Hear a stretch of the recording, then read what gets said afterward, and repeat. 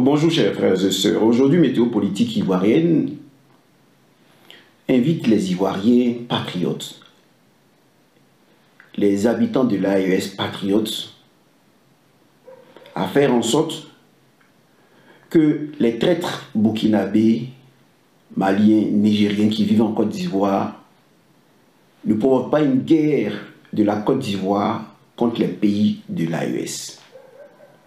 Parce que dans une guerre, il n'y a pas vraiment de vainqueur. Parce qu'il y a des morts, il y a la famine, il y a des maladies, et cela n'est pas intéressant. Lorsque je vous parle de guerre, certains disent, mais pourquoi il parle de guerre de la Côte d'Ivoire contre les pays de l'AES? Et parce que le président Alassane Ouattara est un président de la communauté internationale. C'est un président installé par la France. Et la France s'apprête aujourd'hui,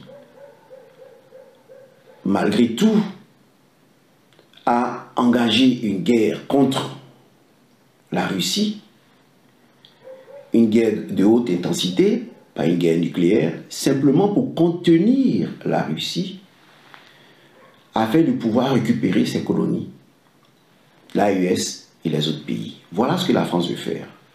Mais pourquoi la France veut-elle le faire? La France veut le faire parce que elle est victime, sinon les pays occidentaux sont victimes de leur propre guerre énergétique contre la Russie. Alors, il y a eu des sanctions imposées à la Russie, par exemple, sur le gaz. Ils ont demandé aux pays européens de boycotter le gaz qui venait de la Russie. Et c'est Biden qui le demandait. Alors, qu'est-ce qui s'est passé? Le gaz a été boycotté par les Européens, mais les Américains qui ont demandé à ce qu'on boycotte le gaz, Biden qui a demandé à ce qu'on boycotte le gaz, va acheter le gaz russe en Inde. Cela veut dire quoi? Cela veut dire que les Indiens achètent, les habitants de l'Inde achètent le gaz russe à bon prix. Et lorsque le gaz russe arrive en Inde, les Américains vont en Inde acheter ce gaz à bon prix. Pendant que les Européens, puisqu'ils ont imposé des sanctions à la Russie, ne peuvent plus avoir accès au gaz.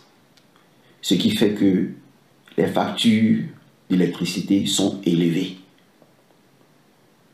Moi, personnellement, je peux vous montrer mes factures. En l'espace d'un an, j'ai payé plus de 2 millions de francs de courant. Lorsque vous allez plus loin, vous regardez que la France qui utilise l'énergie, l'uranium pour produire de l'énergie civile, eh bien, la France n'a plus accès au Niger. Donc, plus de gaz russe, plus d'énergie venant du Niger, ça pose problème à la France pour son économie. De l'autre côté, nous savons que l'Union européenne repose sur deux pays. Ce sont eux qu'on appelle les moteurs économiques de l'Europe, de l'Union européenne. Il s'agit de la France et de l'Allemagne. Mais est-ce que vous savez ce qui se passe en Allemagne? L'Allemagne connaît des difficultés sur le plan économique. Qu'est-ce que cela veut dire? Eh bien, on prend seulement la grande industrie de Volkswagen. Alors, nous avons 300 000 personnes qui travaillent à Volkswagen. Les responsables de Volkswagen disent discrètement que si dans 2 ans ils ne réussissent pas à résoudre ce problème, eh bien Volkswagen va disparaître. Alors sur 300 000 ouvriers, ils sont sur le point de laisser 30 000 ouvriers à la maison. 30 000 ouvriers à la maison. Donc voilà que ces deux pays qui sont le moteur économique de l'Union européenne ne peuvent plus aller de l'avant. Et alors, ça discute pour savoir si l'Afrique ne doit plus être considérée comme le précaré de la France. Parce qu'ils vous disent que la France est retirée, mais en fait, c'est faux. Sur le plan de la monnaie, on est lié au trésor français. Vous voyez? Donc, ici, les autres pays veulent aller directement négocier avec les pays africains.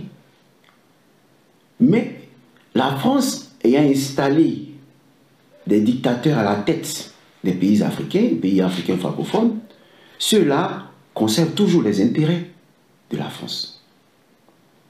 Et ce sont ces dictateurs qui veulent aujourd'hui provoquer une guerre pour que la France puisse reconquérir l'AES. Donc ici, je viens de vous montrer la cause de cette guerre. Et pourquoi cette guerre va être enclenchée en Afrique?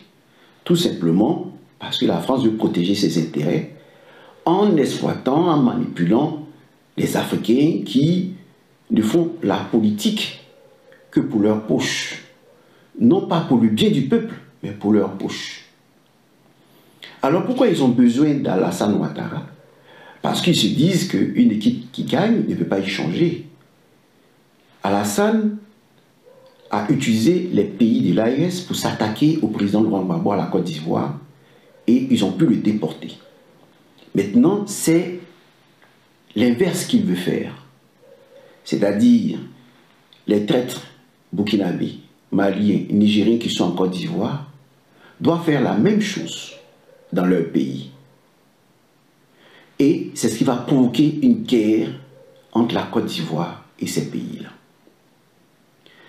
Pourquoi il n'y a pas eu de guerre entre la Côte d'Ivoire et ces pays au moment où ils sont venus s'attaquer au président Laurent Gbagbo?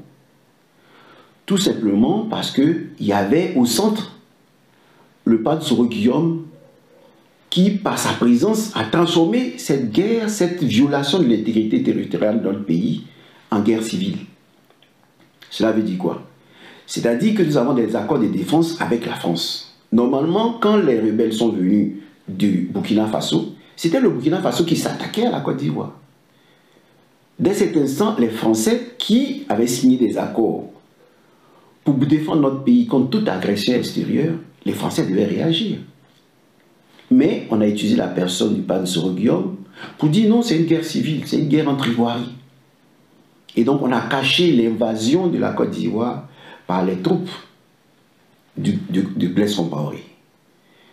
Et voilà que Blaise Compaoré a été chassé, ses troupes se sont retrouvées en Côte d'Ivoire, sa garde républicaine est venue le retrouver en Côte d'Ivoire, et maintenant on veut retourner, reprendre ce qu'ils avaient avant. Ils sont nostalgiques du passé. Mais le retour va se faire comment? Il n'y a pas un Pade Soro Guillaume chez eux. Donc on ne peut pas parler de guerre civile. Donc il y aura une agression de part et d'autre. Ils vont créer des incidents de telle sorte qu'il y ait une agression de part et d'autre. Et que la Côte d'Ivoire entre en guerre contre l'AES à travers le Burkina. Et alors, la France fait intervenir ces accords, accords qui n'ont pas fait intervenir au moment où le président Laurent Gbagbo était là. Voilà pourquoi il n'y a pas eu de guerre entre ces pays-là.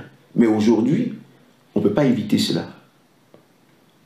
S'il y a les troupes partent de la Côte d'Ivoire pour chercher même à installer des personnes proches de Blaise Compaoré au Burkina Faso, c'est une violation de l'intégrité territoriale du Burkina Faso.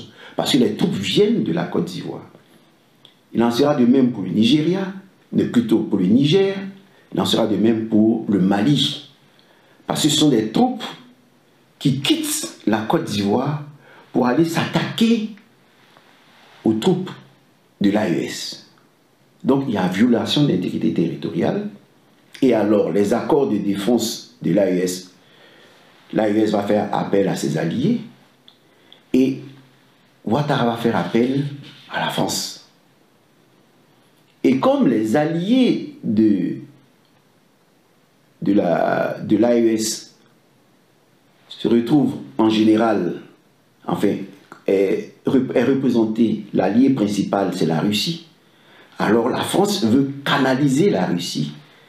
Et voilà pourquoi on vous parle d'une guerre, une coalition entre la France, la Pologne et autres, pour chercher à faire mener une guerre de haute intensité contre la Russie. Pas une guerre nucléaire, mais de haute intensité. C'est une guerre simplement qui a pour but simplement de contenir la Russie, pour ne pas que la Russie vienne aider les pays de l'AES. Et ainsi, eux, ils réussissent à installer leurs hommes. Voilà ce qui se profile à l'horizon. Et comme depuis 1996, il y a eu interdiction des essais nucléaires, la France va profiter de cela, et je le répète, pour faire son essai nucléaire. Mais en faisant croire que nous sommes dans une guerre où elle est obligée d'utiliser la bombe atomique par rapport à des armes de destruction de masse qui se trouvent au Mali. Et là, il faut lire la feuille de route. La feuille de route est simple. Pour s'attaquer à l'Irak, à Saddam Hussein, on a dit qu'il détenait des armes de destruction de masse. C'est cette poudre dont on a parlé. Pour s'attaquer à Kadhafi, on a parlé de Benghazi. Pour s'attaquer au président Laurent Gbagbo, on a parlé d'usage d'armes lourdes contre les populations et surtout contre les femmes d'Abobo. Aujourd'hui donc, pour pouvoir utiliser cette bombe atomique, c'était faire un essai nucléaire. Parce qu'en fait, c'est pas que cette bombe atomique sera lancée sur les populations du Mali. Non. Cette bombe atomique aura des effets collatéraux, ça c'est clair. Mais pour qu'ils les utilisent là-bas et montrer à la Russie qu'ils sont forts, qu'ils sont puissants, eh bien, ils vont utiliser la même procédure que ce que les Américains ont fait. Je le répète, je l'ai dit dans la réunion précédente, je le répète pour que ça rentre bien dans nos oreilles. Ils vont utiliser la même stratégie militaire des États-Unis sur Nagasaki, Hiroshima, pour faire peur à la Russie. Parce que lorsqu'on parle de bombes atomiques et de puissance militaire, quand on vous dit que la France est la puissance militaire, la première puissance militaire en Europe, ne partez pas sur le critère des hommes qu'on peut mettre sur le terrain. Non. Lorsqu'on parle de bombes atomiques, eh bien, que vous ayez 1 million de personnes sur le terrain, cela ne sert à rien parce que la bombe atomique vous souffle en un instant. Tout ce million de personnes. Ce qui se passe aujourd'hui en Europe avait été annoncé par un président ivoirien. Il a dit, le jour où vous n'aurez plus de gaz, d'énergie, on n'aura plus besoin même de prendre un pistolet contre vous, une arme contre vous. C'est ce qui se passe aujourd'hui en Europe. La guerre énergétique fait plier l'Europe. C'était une prophétie de Houphouët-Boigny. Après tout ce discours, nous pouvons dire que les dirigeants français, quoi qu'on ne dise ou quoi qu'on ne fasse, ne changeront jamais leur attitude vis-à-vis des pays africains. Pour eux, seuls leurs intérêts priment sur tout, même sur la vie des Africains. Pour ceux qui en doutent encore, la France, ou du moins les dirigeants français détruiront tout sur leur passage si l'occasion leur était donnée dans le seul but de restaurer leur zone d'influence perdue au détriment de la Russie et de la Chine. Que les Africains ne se trompent pas, la France fera tout pour ramener les pays de l'AES dans leur zone d'influence. Perdre ces pays, c'est perdre l'uranium qui sert les différentes centrales nucléaires françaises qui alimentent le pays et vendues aussi aux autres pays de l'Union européenne. C'est perdre également l'or, le lithium, le manganèse et le fer du Mali et du Burkina Faso. La liste des pertes est longue si nous voulons nous mettre à les citer, car il y a aussi la monnaie de singe appelée franc CFA, qui est une mine d'or non pas seulement pour la France, mais pour toute l'Union européenne. Et pour protéger ces richesses contre cette France agonisante, nous devons nous armer jusqu'aux dents afin de montrer à cette France qui ne sait rien faire de ses 10 doigts à part voler et exploiter les autres pays, que cette nouvelle génération d'Africains défendra jusqu'aux derniers Africains ses intérêts comme eux ils essaient de défendre les leurs. Si ce qui s'est passé en Algérie n'a pas servi de leçon aux dirigeants français, et qu'ils pensent que ce serait une partie de plaisir parce que ce sont les Africains, alors ils seront surpris de l'accueil qui leur sera réservé.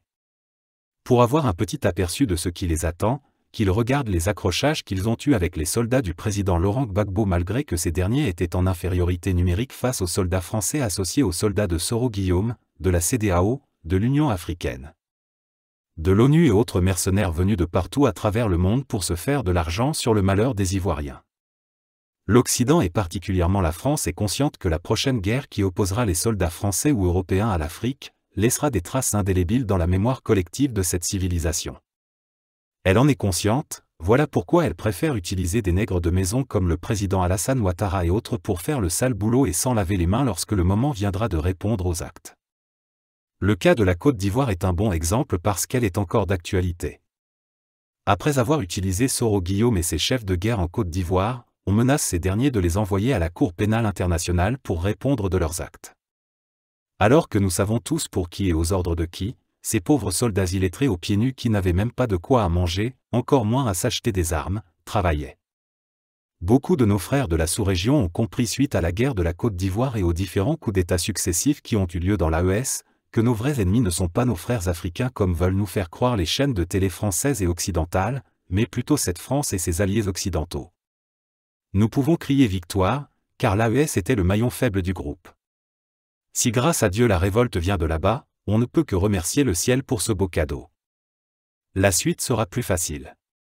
Un message pour terminer, chers frères et sœurs de l'AES et des autres régions d'Afrique, seule l'union peut nous permettre de sortir victorieux de cette guerre physique et psychologique que nous mènent la France et ses alliés occidentaux. Voilà, c'est tout pour cette vidéo. Que vous voulez ou non, ou que cela vous plaise ou non, nous faisons partie du jeu. Soit nous serons assis à cette table du Nouveau Monde lors du partage du gâteau, soit nous serons le gâteau qui sera partagé par les occupants de cette nouvelle table. Et c'est suite à ces belles phrases que nous vous remercions pour votre attention. Si le contenu vous a été d'une quelconque utilité, veuillez nous laisser en commentaire votre point de vue, cela nous fera que plaisir. Merci encore à toutes et à tous pour votre fidélité et nous vous disons à très bientôt pour une nouvelle vidéo.